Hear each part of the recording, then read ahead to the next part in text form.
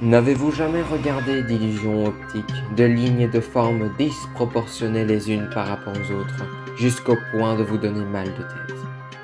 La réponse ne se pose pas ici, mais sur la véritable identité de ces œuvres perturbantes qui en disent plus que ce qu'elles nous montrent.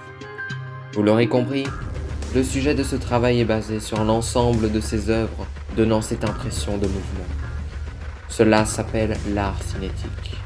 Il regroupe tous les dessins, figures, peintures et sculptures. Le but étant de faire voyager le spectateur en 3 dimensions. Sur ce, plongez votre regard dans ce magnifique écran qui va vous faire voyager au cœur de ce mouvement culturel. Ce sont des artistes impressionnistes qui donnèrent naissance à l'art cinétique vers la fin du XIXe siècle. Ceux-ci recherchaient à accentuer le mouvement du corps humain à travers une peinture, et parmi eux nous retrouvons le célèbre Claude Monet, le grand Edgar Degas ou encore le talentueux Édouard Manet. Ces artistes voulaient changer du simple dessin figé figurant sur les toiles. Ils avaient besoin d'ajouter du réel sur celles-ci, de les rendre plus vivantes, leur objectif étant de donner un aspect mobile à leurs inventions. C'est ainsi qu'apparurent des œuvres plus vives et cadencées, autrement dit, l'art cinétique. Même si cela existait depuis quelques années déjà, ce ne fut qu'en 1932, avec Alexander Calder, que l'art cinétique commence à se faire connaître.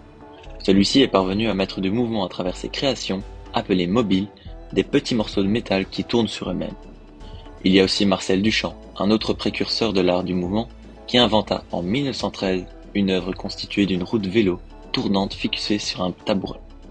Sans oublier Noam Gabo et sa tige d'acier mobile qu'il est le premier à nommer sculpture cinétique. Cependant, l'art cinétique connut son apogée que dans les années 50, pendant lesquelles de nombreux artistes empruntèrent le chemin du mouvement. En 1960 plus précisément, se déroula une exposition à Zurich où fut employé pour la première fois le terme d'art cinétique afin de caractériser les créations d'un certain Daniel Spoivri. Dans les années suivant cette date-là, le groupe de recherche d'art visuel, GRAV, vit le jour dans le but de faire questionner et participer le spectateur par le biais du mouvement. Ce groupe regroupait des artistes tels que Horacio Garcia Rossi, Julio Leparc, François Morlet, Francisco Sobrino, Joel Stein et Jean-Pierre Ivaral. L'art cinétique continua de croître jusqu'en 1975. Après cette année-là, le mouvement artistique se confondit avec l'art optique, très ressemblant mais plus spécifique à l'esthétique et au visuel. C'est ainsi que naquit l'expression op art, que nous retrouvons beaucoup aujourd'hui dans l'art contemporain. L'art cinétique est basé sur la recherche d'un mouvement réel et un aspect trimenditionnel. En effet, la majorité des œuvres de ce mouvement ne sont pas virtuelles mais réelles. Ces expressions de mouvement peuvent être représentées par des simples effets optiques, des jeux de lumière ou la superposition des lignes et de trames provoquant un effet de miroitage. Les artistes de cet art souhaitent mettre en valeur une démarche expérimentale, une remise en question du rôle et du statut d'une œuvre d'art, ainsi que la représentation d'un aspect ludique et spectaculaire touchant un large public, grâce à un procédé rigoureux et planifié qu'ils suivent à la lettre, telle une démarche scientifique. En ce point, l'utilisation des matériaux nouveaux tels que le plexiglas, le métal, les néons, les circuits et les ampoules électriques font l'originalité de l'art cinétique. S'ajoutant à cela, une peinture de construction qui se diffère de celle traditionnelle par ses formes géométriques et élémentaires.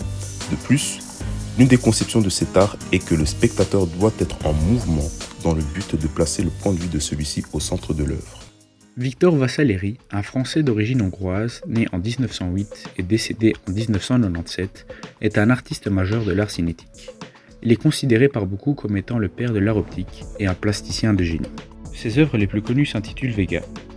Celle-ci date de 1956-1957. Il réalisera par la suite d'autres peintures du même style. L'œuvre que nous avons choisie représente un damier de carreaux noirs et blancs dont certaines colonnes et lignes sont déformées.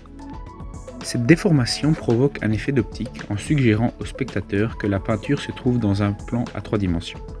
Ces différentes courbes géométriques dont il a le secret nous font penser à des éléments cosmiques. En effet, lui qui était passionné de science, Vassaleri a voulu représenter le mouvement perpétuel des corps célestes et des cellules grâce à ses illusions graphiques. D'ailleurs, Vega est aussi le nom de l'étoile la plus brillante de la constellation de la Lyre. Bridget Riley est une artiste anglaise née en 1931 et toujours en vie actuellement. Elle est surtout connue pour sa contribution au mouvement cinétique et à l'op art. À partir des années 60, et influencée par le travail de Victor Vassaleri, elle se concentre sur l'art cinétique et l'op art, tout en apportant à ses peintures des éléments naturels. En effet, étant passionnée de Monet et de Pollock, elle décide d'utiliser des formes géométriques et abstraites, tout en insérant des allusions à la nature. Une des œuvres majeures de cet artiste s'intitule Drift numéro 2. Elle a été réalisée en 1966. Cette dernière est constituée de plusieurs ondes noires dont le ton varie. Ces variations colorées et ondulatoires participent à l'illusion du mouvement de ces lignes dans un plan en 3 dimensions. En plus de cette impression de relief, Bridget Riley nous fait part de son amour pour la nature en utilisant ces vagues noires. En effet, cette succession de lignes ondulées nous fait penser à l'écoulement d'un fleuve. Pour ce qui est des œuvres récentes, il y a les Strandbeest ou bêtes de plage de Theo Jansen, qui est un artiste néerlandais faisant partie du courant de l'art cinétique. Il a créé depuis 1986 12 générations de Strandbeest. Chaque génération comporte sa propre caractéristique. Celle-ci passait de la naissance du pré-Gluton qui n'était qu'une simulation sur ordinateur, à la création physique du Volunton. La génération du Volunton a débuté en 2020 et a connu sa fin en 2021. Elle est composée de 2 types de structures mobiles s'appelant ladder et le multitripode. Ces constructions autonomes ont la capacité de se déplacer en volant contrairement à leurs prédécesseurs. Le principal avantage de cette évolution est la durabilité de la structure. En effet, si les anciennes générations pouvaient se déplacer sur le sol par la simple force du vent, elles comportaient un assez grand défaut. Elles ne résistaient pas au passage des tempêtes de sable qui les enterraient peu à peu. L'Adder, lui, ne connaîtra jamais ce problème, car il sait voler jusqu'à 6 mètres de haut. Cependant, il est nécessaire de savoir que l'Adder est accroché à 2 sacs de sable, lui servant à se stabiliser pour une plus grande sécurité. Pour ce qui est du multitripode, Theo Jansen lui a construit plus de jambes que l'Adder.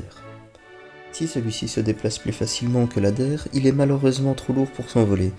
Pour accomplir cette prouesse, Jansen a dû lui mettre seulement 24 jambes à la place de 36 qu'il avait mises auparavant. Vous vous demandez alors sûrement, mais comment ces structures peuvent avancer ? Comme pour toutes ces œuvres mobiles, Theo Jansen a fait en sorte qu'elles puissent prendre vie grâce à la force du vent. L'Adder et le multitripode sont fabriqués à base de bouteilles vides, tubes en PVC et bien sûr de voiles afin de pouvoir avancer. Le mécanisme utilisé pour le mouvement des jambes a été créé par Jansen lui-même. Ce mécanisme permet à sa créature d'effectuer plusieurs mouvements réguliers. Afin de provoquer un mouvement, il suffit que la manivelle principale de la créature s'actionne par un moteur rotatif. Ce mouvement de manivelle entraînera le reste de la structure qui est reliée par de nombreux pivots. Ainsi, la créature inorganique de Jansen prend vie. Pour finir, nous avons décelé un sens artistique à ces œuvres. Les créatures de plage de Jansen sont une très bonne représentation de l'évolution de la vie en général. Chaque création fait partie d'une génération qui elle-même fait partie d'un tout que nous pourrions appeler la vie. Pour rappel, Jansen est parti de simples lignes de code pour arriver à fabriquer une véritable créature autonome qui aujourd'hui est capable de s'envoler dans le ciel. Cette passion pour la place de la vie dans l'art se fera sentir à la fois dans ses œuvres et dans la réflexion de Theo Jansen. L'artiste dira d'ailleurs « Je crois qu'en voulant recréer une nouvelle nature, je suis à la recherche des secrets de la vie. » En conclusion, nous pouvons affirmer que l'art cinétique est un mouvement artistique qui s'étend sur une grande variété de styles. Cela permet de donner en quelque sorte vie à l'œuvre grâce aux spectateurs. Un tout grand merci d'avoir regardé cette vidéo, nous espérons qu'elle vous aura plu, à bientôt.